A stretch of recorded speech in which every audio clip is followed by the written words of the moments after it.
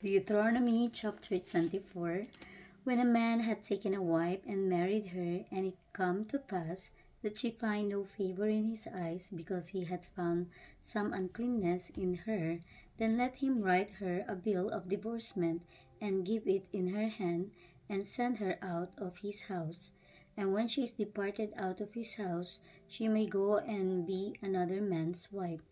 And if the later and if the latter husband hate her, and write her a bill of divorcement, and give it in her hand, and sendeth her out of his house, or it be the latter husband die, which took her to be his wife, her former husband, which sent her away, may not take her again to be his wife after that she is defiled, for that is abomination before the Lord, and thou shalt not cause the land to sin, which the Lord thy God giveth thee for an inheritance.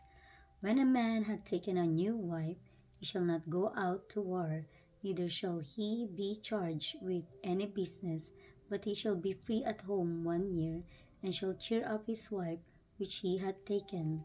No man shall take the nether or the upper millstone to pledge, for he taketh a man's life to pledge.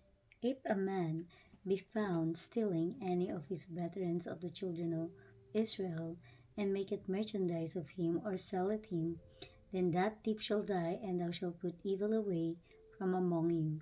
Take heed in the plague of leprosy, that thou observe diligently, and do according to all that the priests, the Levites, shall teach you, as I commanded them, so ye shall observe to do.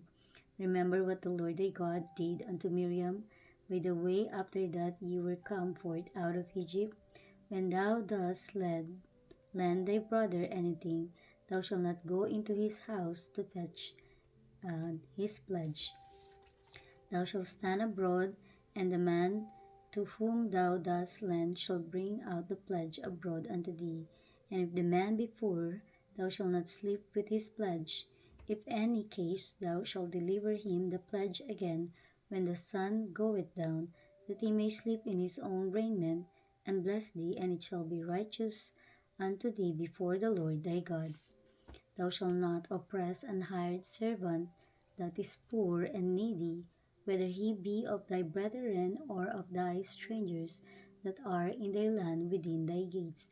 At his day thou shalt give him his hire, neither shall the sun go down upon it, for he is poor, and settle his heart upon it, lest he cry against thee unto the Lord, and it be sin unto thee. The father shall not be put to death for the children, neither shall the children be put to death for the fathers. Every man shall be put to death for his own sin. Thou shalt not pervert the judgment of the stranger, nor of the fatherless, nor take a widow's raiment to pledge. But thou shalt remember that thou wast an bondman in Egypt, and the Lord thy God redeemed thee thence. Therefore I command thee to do this thing.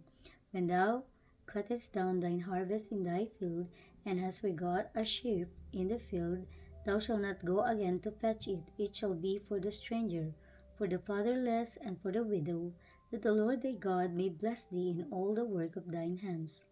When thou beatest thine olive tree, thou shalt not go over the boughs again. It shall be for the stranger, for the fatherless, and for the widow. When thou gatherest the grapes of thy vineyard, thou shalt not glean it afterward. It shall be for the stranger, for the fatherless, and for the widow. And thou shalt remember that thou wast a bondman in the land of Egypt. Therefore I command thee to do this thing.